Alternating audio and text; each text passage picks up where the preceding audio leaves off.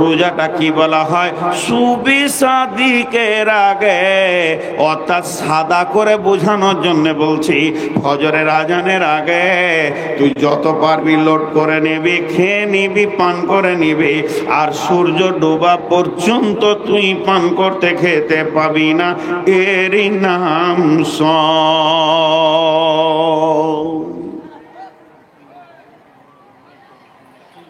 এরই নাম সওম। আমরা বুঝে নিলাম এর নাম রোজা। খাবি? আল্লাহ এক গিলাস পানি জানটা টানছে না,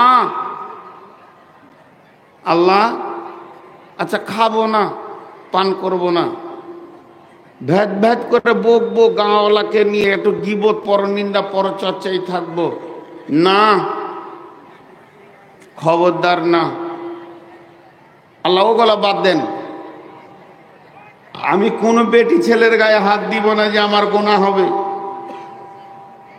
যেটাকে আমি মহারানা দিয়ে বিয়ে করে নিয়ে এসছি, যেটা আমার হালাল, তো সারাদিন তো না খেয়ে আছি, তা একটু দুপুর থেকে আসর পর্যন্ত একটু গল্প গজলা করে গায়ে হাত টাত দিয়ে কোনো রকম কাটিয়ে নেব না। আমি গায়ে হাত বললাম, ইশারায় বুঝেন। কিছু জিনিস কিছু বুঝে নিতে হয়। আল্লাহ বলছেন না, হালাল বিবিটাও না, ভাত হালাল, রুটি হালাল, মাছ হালাল, মাংস হালাল। হারামের কথা বাদ দেন, আমার পূর্বের বক্তা বলে গেল সুদ খাওয়া হারাম, ওটা তো কথা বাদই দেন, রুটিটাও হারাম, দিনে খেতে পাবি না। কোন ধরনের ইবাদত রে বাবা? ইবাদতের প্যাটার্নটা কেমন, ইবাদতের ডাইসটা কেমন? খবরদার খাবি না। খাচ্ছে না, আপনি খাবেন না, আমি খাবো না, তাহলে আমরা যদি না খাই, হে আমার রব, এতে আপনার কি উপকার হবে, আপনার কি লাভ হবে? সংসারে যখন অভাব এসে যায়, তখন 3 বেলা পেট ভরে মানুষ খেতে পায় না, খাবার থেকে বিরত থেকে যেতে হয়।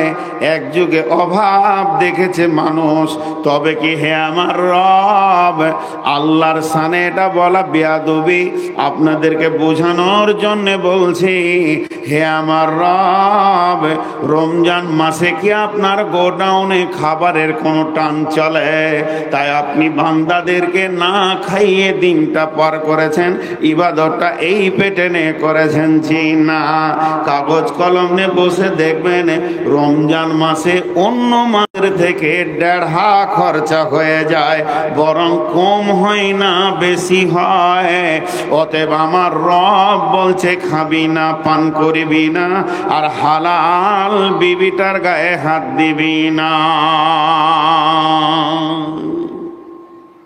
এটা কে চেয়ারে বসেছে? আপনার পিছনে একটা মুরব্বী আছে, আমাকে দেখতে পেয়েছে না, এবার কি করবেন? লাউ বসি আছে, ফের ট্যাং লড়াইছে এমনি করে, ওকে উঠতে বলছি তো আবার ট্যাং টেমনি করে সেলাই মেশিন চালিয়ে দিলে খানিক। ওর পেছনের মুরব্বীটা কষ্ট পাচ্ছে, খেয়ালই না। দেখেন, প্রশ্ন একটা থেকে গেল, চলেন আর একটু আগে যাই। বিসমিল্লাহির রহমানির রহিম। قال رسول الله صلى الله عليه وسلم من صام رمضان إيمانا واحتسابا غفر له ما تقدم من ذنبه ومن قام قيام الليل إيمانا واحتسابا غفر له ما تقدم من ذنبه।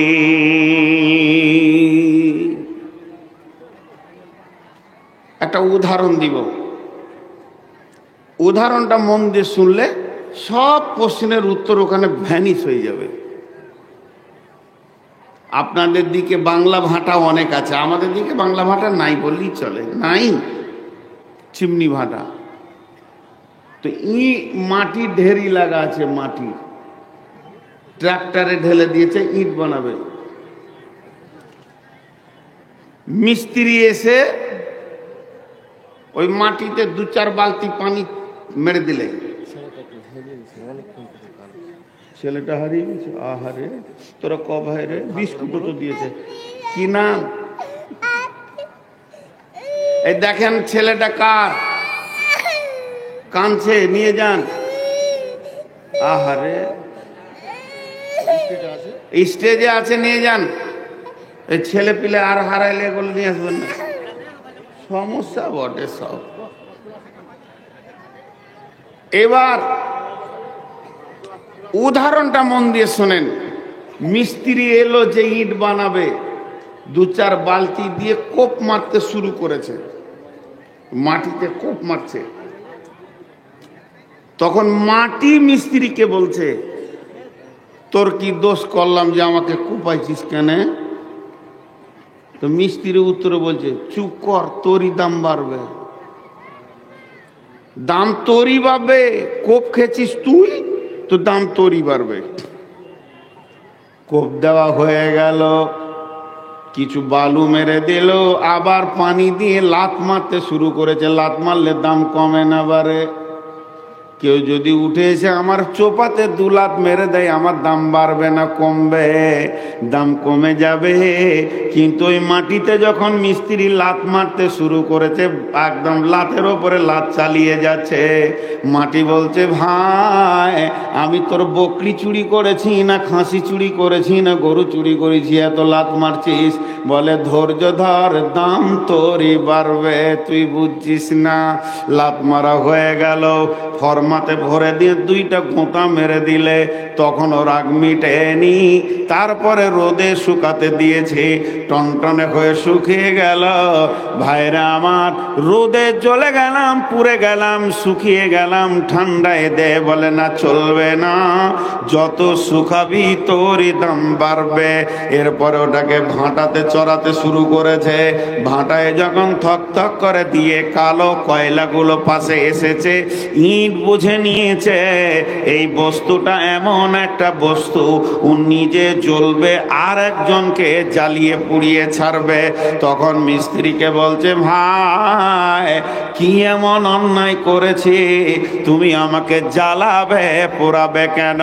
মিস্ত্রি বলছে, চুপ কর, যত ভালো পুড়বি তত দাম বাড়বে, আর ছালট হবি তা তোর মূল্য কমে যাবে। এরপরে দাও দাও করে 7 দিন 10 দিন জ্বলে গেল। আগুনে ইটটা লাল সুন্দর হয়ে বের হয়ে এসেছে। তখন মসজিদওয়ালা, মাদ্রাসাওয়ালা, স্কুলওয়ালা কিনতে গেছে, ইট বুঝে ফেলেছে কত কষ্ট করে আমি কোপ খেয়ে লাত খেয়ে রোদ শুকিয়ে ভাঁটিতে পুরে এত দূর এসেছে, তাই আমার দাম এতটাই বেড়েছে। আমি মসজিদের দেওয়ালে লেগে সারা জীবন কালাম পাকের তেলাওয়াত শুনবো, আমি মাদ্রাসাতে যাব, আমি কলেজে যাব, ভার্সিটিতে যাব, কিন্তু যে ভালো করে পুরবে না তাকে রাস্তায় ফেলে পা দিয়ে হাঁটবে, ছালট বানিয়ে নেবে। তাহলে মাটি জানতো না যে তাকে কি বানানো হচ্ছে, কিন্তু যে বানাবে সে জানে কত গলা লাত লাগবে, কতক্ষণ পোড়াতে হবে, কত গলা কোপ লাগবে। তাই আমার আল্লাহ বলছেন, তোদেরকে না খাইয়ে রেখেছে, তুই কি মানবি তুই জানিস না, আমি আল্লাহ তোকে বানাচ্ছি রে। ধৈর্য ধরে থাক, ভোগ লাগবে তাও খাবি না, পিয়াস লাগবে পানি পান করবি না, মনের বাসনা আসবে স্ত্রীর গায়ে হাত দিবি না।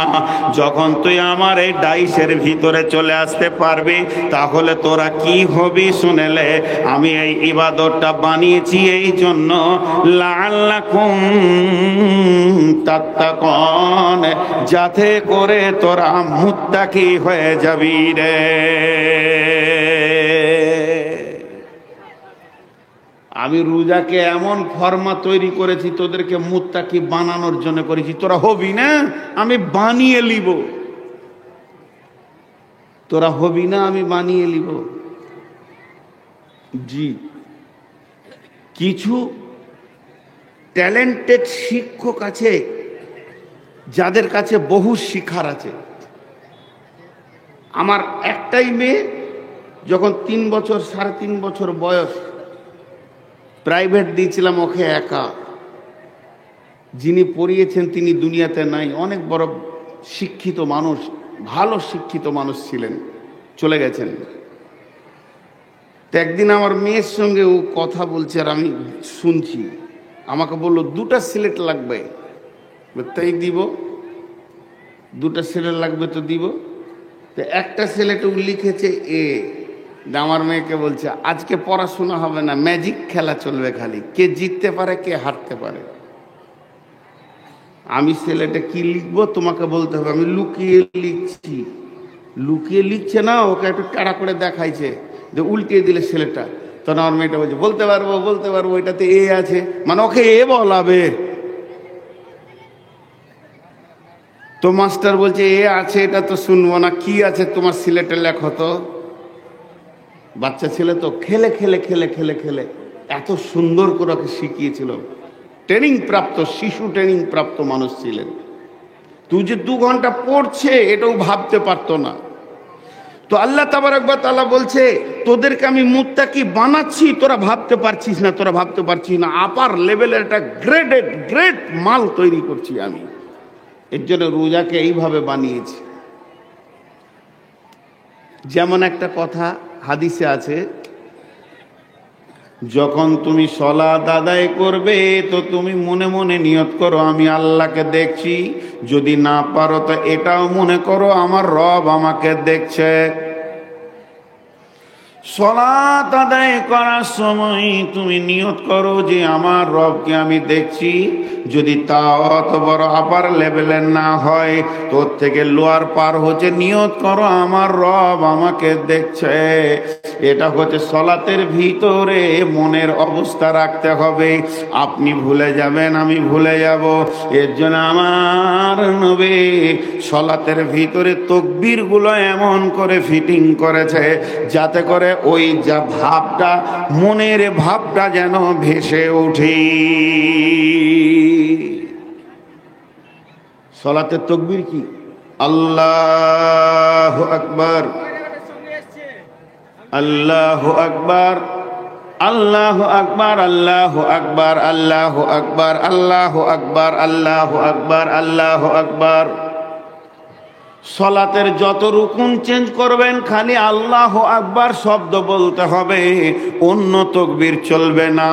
কিন্তু রুকু থেকে ওঠার সময় নবীজি আল্লাহু আকবারটাকে সরিয়ে দিয়ে একটা নতুন ভাষা দিয়ে দিলেন, সামি আল্লাহু লিমান হামিদা।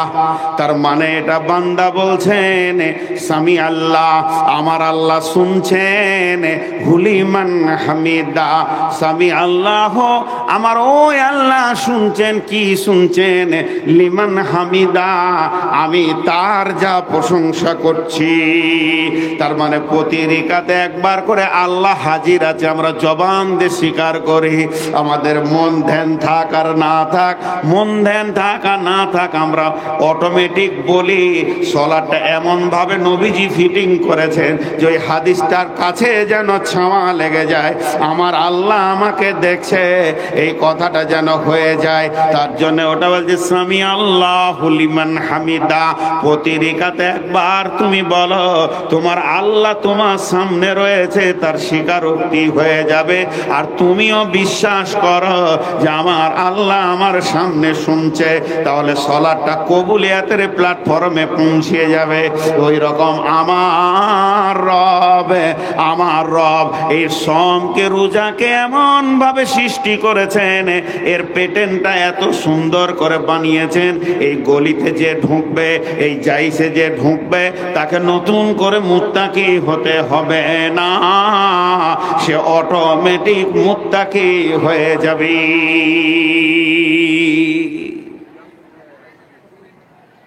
আমার ভিতরে যোগ্যতা আছে, আমাকে খুঁজে বের করে দিচ্ছে কে? আল্লাহ। যোগ্যতা খুঁজে বের করা, আমার ভিতরে যোগ্যতা আছে, আমাকে খুঁজে বের করে দিচ্ছে কে? না আল্লাহ।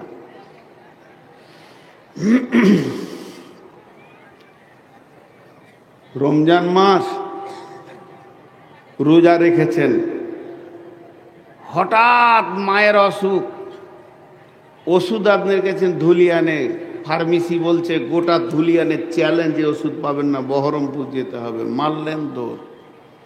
মা অসুস্থ, ছেলে বসে থাকতে পারে? রোজা রেখেই বহরমপুর। ওষুধ পেলেন 12টায়, নামছেন 2টার সময় বল্লালপুর হাটে। স্টেজ গাড়ি থেকে নেমে নদী পার হয়ে আপনি টোটো ধরে এসে বাড়ি ঢুকছেন, তখন হিস ফিসিয়ে মুখ লাল, এক গিলাস পানি নাই, এক ঢোক পানি নাই, সেই ভোরে খেয়েছেন, ক্লান্ত, গরম। বিবিকে ইশারা করে ডেকে বলছেন, আই তো একবার সাবমার্সেলটা চালিয়ে দে, লুঙ্গিটা নিয়ে তো গোসলটা করি। ঠোঁট শুকিয়ে গেছে। দেখেন মুত্তাকি কাকে বলে। আপনি গোসলে নামলেন, শাওয়ার পানি ঝরঝর ঝরঝর করে, শীতল ঠান্ডা পানি রানিং একদম সাবমার্সেবল মেনি থেকে আপনার মাথায় পড়ছে।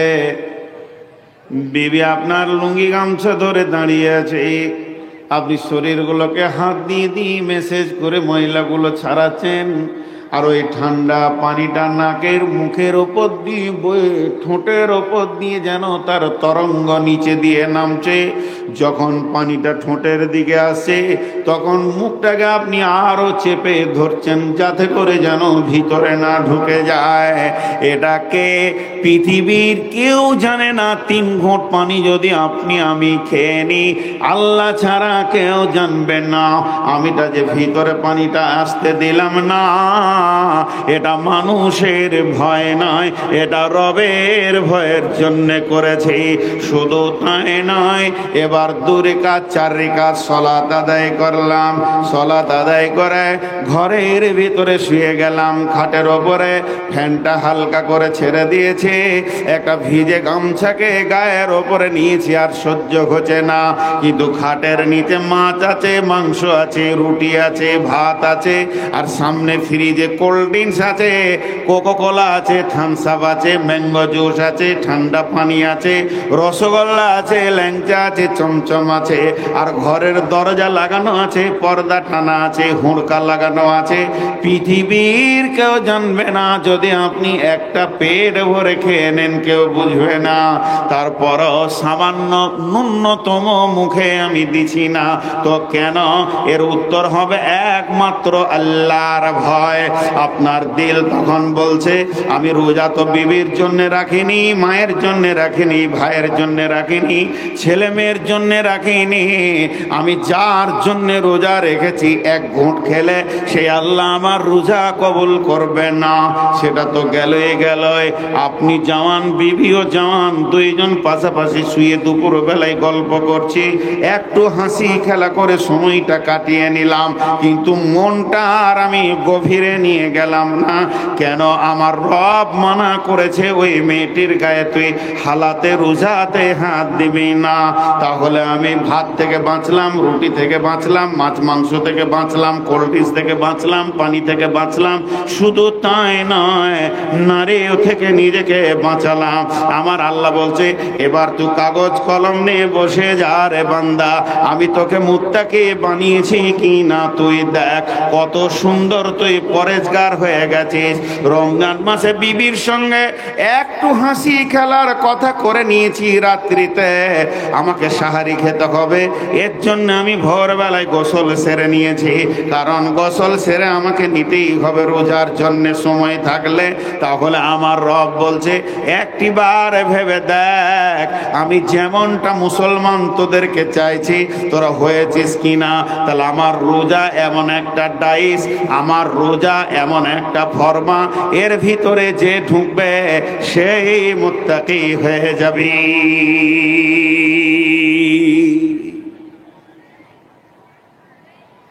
সেই মুত্তাকি হয়ে যাবে। আমরা মুত্তাকি হয়ে গেছি। আমরা মৌলানা আহমদুল্লাহ সাহেবের কাছে পড়িয়েছি, আব্দুর রহিম আব্দুল করিম মামার আব্বা, নানা বলতাম। তো ওনার কাছে কোনো সবক যদি শিখতে যেতাম, ধরেন কথার জন্য বলছি, ছেলে বাচ্চা অবস্থায় পড়েছি ওনার কাছে, একবারে শিশু, আলিফ বা পড়েছি, আলিফ বা তা সা পড়েছি। তো কায়দা বুগদাদি পড়তাম তখন আমরা। তো কোনো জায়গায় লেখা আছে, ধরেন বলছি জারাবাদ, জজ জবর যা, বা জবর বা, রা জবর রা, জারাবাদ, ওইটা শিখতে গেছি।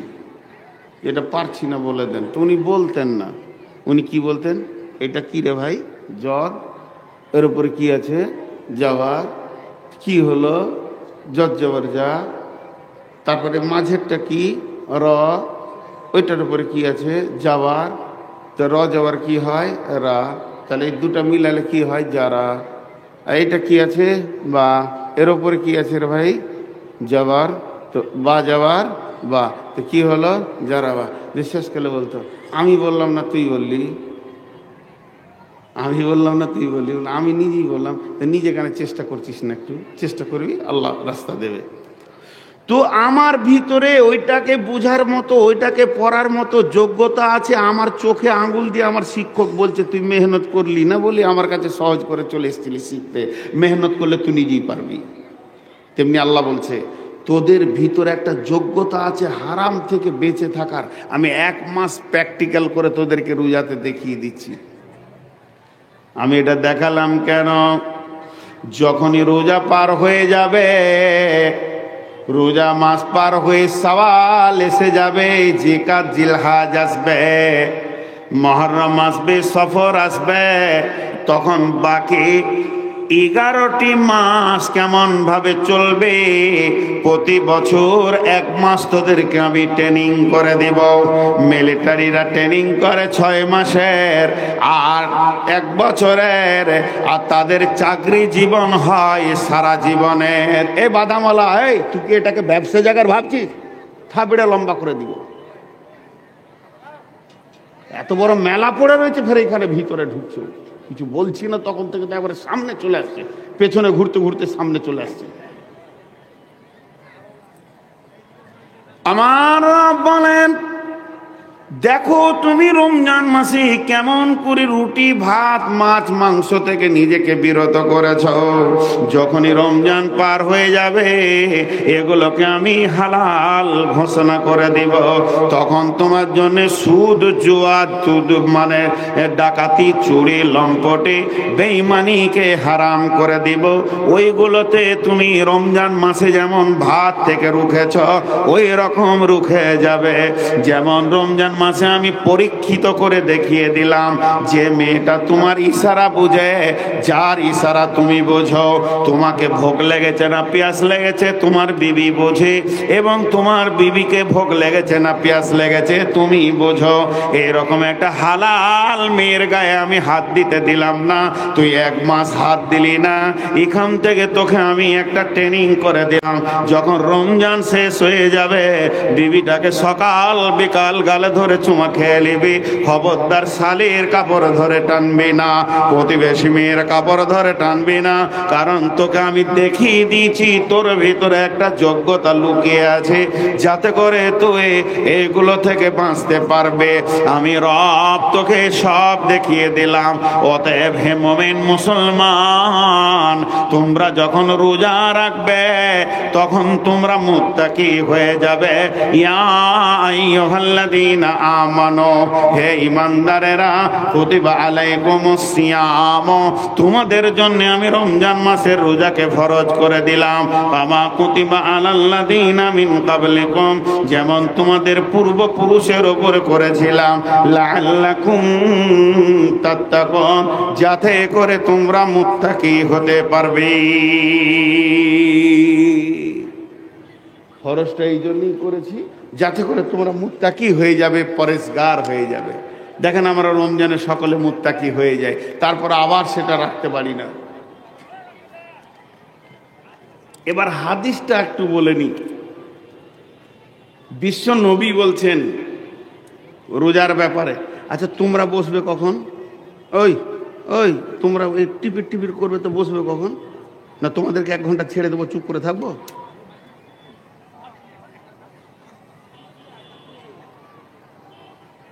ইউটিউবাররা উপকার বড় করছে, কারণ এখন বায়ান করছি অসময়ে আপনারা শুনতে পেয়েছেন, এটা খারাপ নয়, এটা কাজের কাজ হচ্ছে। মরে গেলেও আপনারা শুনবেন। কিন্তু ওরা হুঁশ করছে না, যখন বকছে তো কাকা আগে থেকে ঠিক করে রাখি। আর একদিনও বলবে না যে মৌলভী সাহেব চলেন আমার ঘরে মুরগা দিয়ে ভাত খান, জীবনে বলবে না ওরা। একটা সময় খেপা কোথাকার একটা পান নিয়েও দেখা করে না, তাহলে জান জ্বালিয়ে ছেড়ে দেয়। তো হাদিসটার ভিতরে কি লুকানো রয়েছে শর্ত দেখেন। বিশ্বনবী বলছেন, মান সামা রমাজানা ঈমানা ওয়া ইহতিসাবা গুফিরা লাহু মা তাকাদ্দামা মিন জামবি। যে লোকটা ঈমান আর ইহতিসাবের সঙ্গে রোজা রাখবে, তার জীবনের পূর্বের গুনার ভিতর থেকে অনেক গুনাহ মাফ হয়ে যাবে। ওমান কামা কিয়ামাল লাইলি, কিয়ামাল লাইলি বলতে তারাবির নামাজকে বলা হয়েছে। যারা রমজান মাসে তারাবির নামাজকে ঠিক মতো আদায় করে নেবে, গুফিরা লাহু মা তাকাদ্দামা মিন জামবি, তার পূর্বের গুনাহগুলির ভিতরে অনেক গুনাহ মাফ হয়ে যাবে। কোন কোন মুফাসসিরের মত, পূর্বের গুনাহ সমূহ আল্লাহ মাফ করে দিবে। হাদিসটা জয়ীফ না সেই মৌলানা? ও মৌলানা নাই, চলে গেল। তাহলে এটা সেই হাদিস বলা হয়েছে বুখারীর। আমি ভাবছি মৌলানা চলে গেলেন, খেতে গেলেন নাকি? আচ্ছা, তো এটা হচ্ছে সেই হাদিস। এখন আপনাদের সঙ্গে আমার একটা প্রশ্ন, রমজান মাসে রোজা রাখবো, জীবনের গুনাহ মাপ, ভেজাল চুকে গেল, সারা বছর আবার চুরি বাটপাড়ি করবো, রোজা রেখে নেব? কথাটা বোঝাতে পারলেন কিনা? রমজান মাসে রোজা রাখলে যদি জীবনের গুনাহ মাফ হয়, যদি শব্দ ব্যবহার করলে গুনাহ হবে, কারণ রসুল বলেছেন মাফ হবে তো হবেই। আপনার আমার এখানে মন্তব্য কিছু ঢোকানো যাবে না। আমি রমজানের 30টা রোজা যেমন করে নবীজি রেখেছেন অমনি করে রাখলাম, যেমন করে নবীজি তারাবি পড়েছেন অমনি করে তারাবি পড়ে নিলাম। আমার জীবনের গুনাহ মাফ, কেউ কেউ বলছে, আর কেউ বলছে অনেক গুনাহ মাফ। যাই হোক, মাফ হলো। তাহলে সারা বছর নামাজ পড়ো, যাকাত দাও, সুদ খায় না, চুরি করো না, ডাকাতি করো না, জেনা করো না, ব্যভিচার করো না, সাবধানে থাকবে, ডানে বামে যেন গুনাহ তোমার না হয়, এত আমার মানার কি দরকার আছে?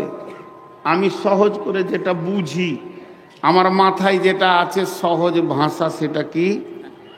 সারা বছর চুরি করব, ডাকাতি করব, বেঈমানি করব, লম্পটি করব, সুদ খাবো, লুটে নিব, যা মন যাবে তাই করব, কোটিপতি হয়ে যাব, 2-4টা মার্ডার করব, মাস্তানি করব। আর যেদিন পশ্চিম দিকে রমজানের চাঁদ উঠে যাবে, সুন্দর করে কেয়া সাবান দিয়ে গোসল করে মসজিদ ঢুকে যাব, ফেরেশতা বেনে যাব, 1 মাস আর কিছু করব না, ঈদ পরে নিব, আবার বের হয়ে যাব বেঈমানি লাইনে। এটাই আমার হলো বুদ্ধি, কারণ রমজান মাসে সব গুনাহ মাফ হয়ে যাবে। বুদ্ধিটা ঠিক আছে না ভুল আছে? এতগুলো লোক কেউ কথা বলছে না। বুদ্ধিটা ঠিক না ভুল? দেখো, আর আগেই বুঝে লেছে আমার ভাইনারা। জি, যুক্তিটা ঠিক আছে, কিন্তু এর ভিতরে রসুল 2টা জিনিস বলেছেন, এটা আমরা কেউ খেয়াল করিনি। রোজাটা রাখতে হবে, ওই রোজার সঙ্গে 2টি জিনিস থাকতে হবে। যে রোজার সাথে 2টি জিনিস নাই, ওটাকে রোজা বলা যাবে না। রমজান মাসে যেমন খেয়ে নিলে রোজা হবে না, পানি পান করলে রোজা হবে না, স্ত্রী ব্যবহার করলে রোজা হবে না, আর যে রোজাতে 2টি জিনিস না মিশানো থাকবে ওটাও রোজা হবে না। নবীজি 2টি জিনিস বলেছেন, একটা হচ্ছে ঈমানা আর একটা হচ্ছে ইহতিসাব। ঈমান আর ইহতিসাব, এই 2টি যে রোজাতে নাই, ওকে রোজা বলা যাবে না। ঈমান থাকতে হবে রোজাতে, ইহতিসাব থাকতে হবে। যে নামাজে ঈমান নাই, ও নামাজ কবুল নাই। একটা হিন্দুর ছেলে যদি উজু করে আমাদের সঙ্গে নামাজে ঢুকে যায় এবং 4 রাকাত নামাজ সুন্দর করে দোয়া পড়ে পড়ে নেয়, নামাজ কবুল হবে না। কারণ বেঈমান হালাতে কোনো আমল কবুল হতে পারে না। আগে ঈমান কবুল করতে হবে, তারপরে সমস্ত আমল কবুল হবে। ওই রকম বন্ধুরে, আমার নবী রোজার ভিতরে 2টি শর্ত ভরে দিয়েছেন। একটা হলো ঈমান আর একটা হলো ইহতিসাবা। ঈমান আর ইহতিসাব, এই 2টি জিনিস যে রোজাতে নাই ওই রোজা কবুল হবে না।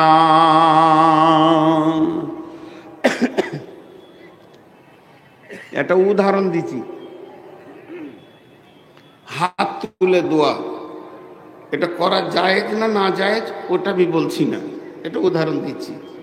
মনে করলেন রমজান মাসে ইমাম সাহেব সবে কদর রাত একটু জেগেছে, তো কিছু যুবক গাঁয়ের লোক খুব নামাজ তসবিহ সালাতুত তসবিহ কি কি কি কি ইবাদত করে সারা রাত কাঁদছে। আল্লাহ মাফ করো, ভালো জিনিস, খুব ভালো জিনিস।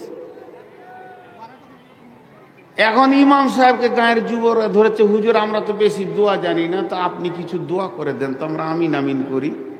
এখন এই রকম করা যাবে না যাবে মুফতিদেরকে শুধাবেন, ওটা আমি ফতোয়া দিচ্ছি না, আমি উদাহরণ দিচ্ছি বেঈমানরা কেমন হয়। এবার ইমাম সাহেব বলছি তাহলে সবাই হাত তুলেছি, শুরু করলে, এই আল্লাহ তুমি আমাদের রোজাকে কবুল করে নাও, আমাদেরকে মাফ করে দাও, ক্ষমা করে দাও, আমাদের মা বাপদেরকে মাফ করে দাও, আমাদের ঋণ শোধ করে দাও, অভাব দূর করে দাও, মাবুদ গো যারা অসুস্থ আছে তাদেরকে সুস্থ করে দাও। হে আল্লাহ আমাদের ভিতরে অনেক লোক এমন আছে আমরা জেনা করেছি, চুরি করেছি, মিথ্যা কথা বলেছি, বেঈমানি করেছি, চুগলখড়ি করেছি, মাবুদ তুমি মাফ করে দাও। অঝর নয়নে সবাই কাঁদতে শুরু করেছে, আল্লাহ মাফ করে দাও, সৌভাগ্য রমজান পেয়েছি, আল্লাহ মাফ করে দাও। ইমাম সাহেব কাঁদছেন, মজ্জেন কাঁদছেন, হাজি সাহেব কাঁদছেন, গাজী সাহেব কাঁদছেন, ডাক্তার সাহেব কাঁদছেন, মাস্টার সাহেব কাঁদছেন, মুসল্লিরা সবাই অঝোর নয়নে কাঁদছে। এর ভিতরে একজন বসে আছে, সে খালি সুখা আমিন বলছে আমিন, আর মনে মনে বলছে কবুল হতেও পারে নাও পারে। আল্লাহ বলছে বেঈমান রে, তোর এই জিনিসটা দিলের ভিতরে কেমন করে এলো? কবুল হতেও পারে না পারে, আল্লাহর ব্যাপারে এই ধারণা করা যাবে না। সেই হাদিসের মধ্যে আছে আমার রব বলছে বান্দা আমাকে যেমন ধারণা করবে আমি তার সাথে সেই রকম ব্যবহার করব। অতএব তোর ধারণা থাকবে আমার নামাজ কবুল হবে, আমার রোজা কবুল হবে এবং আমার জীবনের গুনাহ মাফ হবে। হাজি আমি মৌলভী সাহেব মানুষ, আরো 4-5 জন মৌলানা আমার সঙ্গে গাড়িতে বসে আছে, আর ইফতারের 20 মিনিট আগে শ্বশুর ঘর ঢুকে পড়েছি আমি, কোনো ফোন নাই কিছু নাই। তা আমার শ্বশুর আমাকে দেখে আর এই মৌলভীটিকে দেখে চমকে উঠেছে। কি করবো রে, সব দিন তো সবারই ঘরে ভালো খাবার থাকে না, তো মনে মনে করছে যে জামাই একটা ফোনও করলে না, আসলে তো আগে থেকে ব্যবস্থা করতাম। আচানক ঢুকে গেছে, আমারও ছিল না কথা ঢোকার, ঢুকে গেছে। 4টা শালা চারদিকে দৌড়লো। আমার শ্বশুর বললে একজন, এই তুই মুরগি লিয়ে আই, তুই ফল নিয়ে আই, তুই মুড়ি টুড়ি চপ পেঁয়াজি নিয়ে আয়, এই তুই মিষ্টি নিয়ে আই। 4টা বহু চারদিকে দৌড়ছে, একজন থালা হাঁড়ি ধুতে লাগলো, একজন শরবত করতে লাগলো, একজন তাড়াতাড়ি করে একটা তরকারি বানাতে লাগলো, পেঁয়াজ টেঁয়াজ রেডি করছে, মুরগি আসছে, মানে কি? আর আমার শ্বশুর, আমার শাশুড়ি বুড়ি মানুষ, সেও একটা বটি নিয়ে বসে পড়েছে, আর আমার শ্বশুর খালি বারান্দায় পাইচারি করছে আর বলছে উফ কি করে সম্মান রাখি রে কি। তার মানে আমার আগমনে,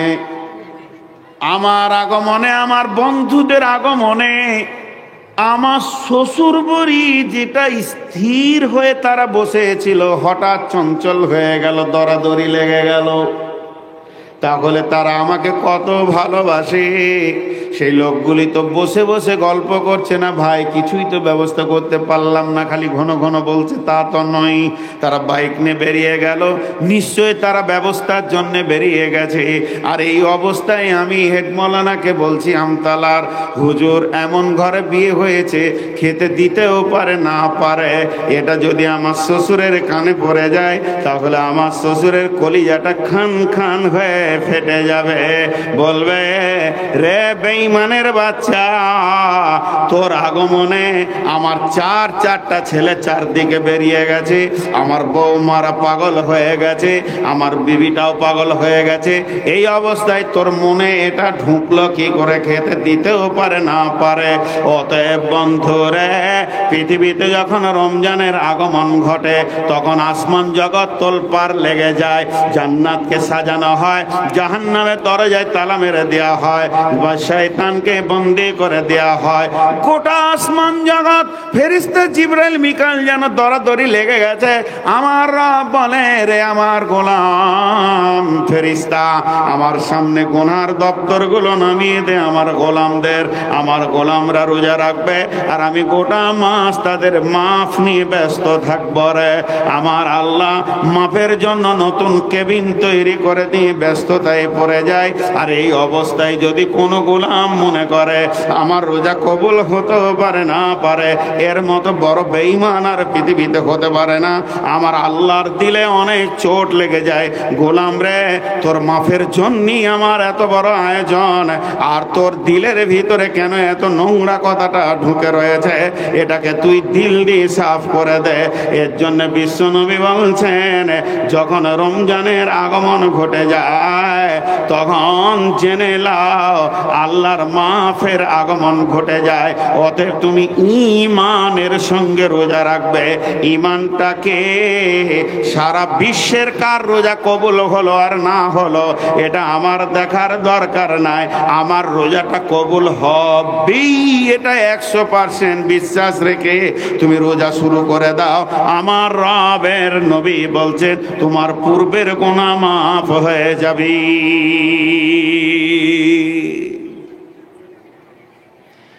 এহতেসাব, এহতেসাবের দুটো মানে করেছে।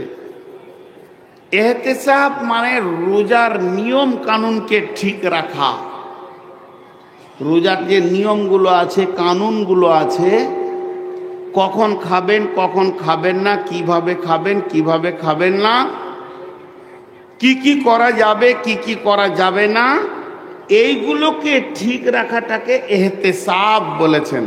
এহতেসাব, জি এহতেসাব। কিন্তু এহতেসাবের আর একটা মানে, এহতেসাব বা মানা ইখতিলাস। তোমার দিলকে জিজ্ঞেস করো তুমি কেন রোজা রাখছো, এইখানটা নিয়তটা কি, তোমার তোমার নিয়ত কি, রোজা রাখার নিয়তটাকে জিজ্ঞেস করো। তোমার দিল খলুসিয়াত আছে তো রোজার ব্যাপারে, রাখো, নাহলে রাখিও না।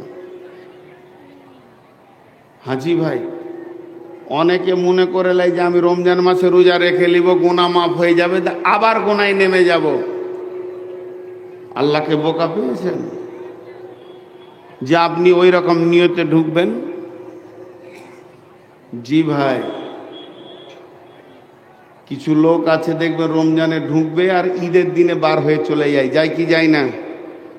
আরে হ্যাঁ না বলে না, যায় কি যায় না? রমজান মাসে চাঁদ উঠলো, মসজিদ ঢুকে গেল, তারাবি পড়ছে, রোজা রাখছে, ঘন ঘন মসজিদ যেছে, ঘন ঘন ফতোয়া জিজ্ঞেস করছে, আর মসজিদে শুই শুই সময় কাটাচ্ছে, মনে হচ্ছে যেন এর মতো মুসাল্লি আর কেউ নাই। যখনই রোজা 25টা হয়ে গেল, আর মাত্র 5 দিন, রোজা 26টা হয়ে গেল, আর 4 দিন, রোজা 30টা হয়ে গেল, ঈদের চাঁদ উঠে গেল। সকালবেলায় উঠে গোসল করে আতর খুশবু পরে নতুন জামা পরে ঈদগাহে গিয়ে ঈদের নামাজ পড়ে নিয়ে ঈদের মসজিদে বিড়বিড় করে বলছে, মসজিদ রে তোর কাছে অনেক দিন এসেছিলাম, মাফ করে দিবি, বেঁচে থাকলে আগামী রমজানে দেখবো আর মসজিদ ঢুকবো না, পারলে জুমার দিনে আসবো, যদি কাজ থাকে তো আর আসবো না। এই বলে যারা বিদায় নিল এরা প্রকৃত রোজাদার নয়। আল্লাহ রসুল বলছে তোমার কাছে ইহতিসাব নাই, অতএব তোমার রোজা কবুল হবে না। এইরকম লোক আপনাদের এলাকায় আছে? এই মৌলানা, ওই আমার পরে কে আছে? হ্যাঁ, নিয়ে আসেন যে আছে ওকে নিয়ে আসে, আস্তে আস্তে সময় চলে যাবে। কথাটা দেখেন কেমন। আমার ওধার থেকে ফোন আসছে, সরাসরি বলে দিচ্ছি ভালো কথা, চাপ দিয়ে দিয়েছেন। আমি একদম 9:30 বাজবে তো উঠে হাঁটা দিব, তখন বলবেন না যে কেন মাইক ছেড়ে দিয়েছেন। তার আগে বক্তালি আসেন। এই জায়গাটা 1 মিনিট বোঝেন, একটা উদাহরণ দিব। উদাহরণ, আরে ভাই আপনারা আপসে কথা বলিয়েন না। আমার আজকে প্রকৃত জালসা হচ্ছে শ্যামুলতলা, ফারাক্কার ওই পারে শ্যামুলতলা মাদ্রাসার জালসা। প্রায় 11 মাস আগে ডেট নিয়েছে, এনারা ডেট চেঞ্জ করে খুব চাপ সৃষ্টি, সন্ধ্যার সময়ও আসেন। আর এখন আমার শরীর চলছে না, লোক ভাববে যে 2টো করে জালসা করে ইনকামে নেমেছে। তারপরে আমার আগে মাগরিব পর একটা বাচ্চা ছেলে মোরগের বাং মারছিল, ওকে যদি পাই তো ওকে আমি খানিক গিলে খাবো। মাইকে উঠে একটা বাচ্চা ছেলে আজে বাজে কথা বলছে, এগুলোকে মাইকে দেন কেন? মাইকে কথা বলতে গেলে তার ভারসাম্য থাকতে হবে। তো মান সম্মান রেখে আসলেও বিপদ, বললে মা মার খাবে, না বললে বাপ বিড়াল খাবে, এই অবস্থা হয়ে গেছে। হাতে পায়ে ধরে নিয়ে আসছে, আবার উল্টো কথা শুনতে হচ্ছে যে 2টো জালসা করে ইনকাম করে। ওগুলো কথা বাদ দেন। এখন আমি যেটা বলছি, ইহতিসাবের একটা উদাহরণ দিচ্ছি। টিউ দেখেছেন? সাইকেলের টিউ। টিউ দেখেনি গো? আপনার একটু মুখ খুললে ভালো লাগে, বাংলাদেশের লোক মুখ খুলে তো ভালো লাগে। সাইকেলের টিউ দেখেছেন না? তো টিউ এর একটা নজেল আছে, ওই নজেলে পাম্পার সিরিঞ্চির ভোল্টপিনেরটাকে লাগিয়ে দিয়েছে টিপে, যে পাম্প করছে। ওই ফাঁস ফাঁস 2 ঘন্টা পাম্প করছে, কিন্তু পাম্প হচ্ছে না। তো ঘেমে ক্লান্ত হয়ে ঘাম ফেলে বসে আছে। এমন সময় এক মুরব্বী হেঁটে আসছে, বলছে দাদু পাম্প যে হয় না। বলে কেন রে? তো জোরে জোরে কর। তো জোরে মারছে, তো ফুস। তো দাদু লাঠি করে বলছে তোর টিউ যে কাটা রে, 1 ইঞ্চি কাটা আছে, বেশি লয়। টিউটা নতুন, 1 ইঞ্চি কাটা কি করে আছে? ও নিজে কেটেছে, এমনি কাটা আছে, ও দেখেনি তা লয়। টিউটা নতুন টিউ, ও টিউটা কেনার পর আবার বিসমিল্লাহ বলে কেটেছে, বিসমিল্লাহির রহমানির রহিম, 1 ইঞ্চি কেটে দিয়েছে, তারপরে পাম্প করতে লেগেছে। ছেলেটা বৈজ্ঞানিক হবে কি হবে না বলে? এতগুলো লোক কি বলে? ওর দাদু বলছে তোর যা বুদ্ধি রে, তুই বৈজ্ঞানিক হয়ে যাবি, সরকার তোকে খুঁজছে, গবেষণায় লাগাবে। টিউ কেটে দিয়ে পাম্প করিস তুই? কথাটা বোঝাতে পারলাম? টিউ কেটে দিয়ে পাম্প করলে পাম্প হবে? জোরে বলেন হবে?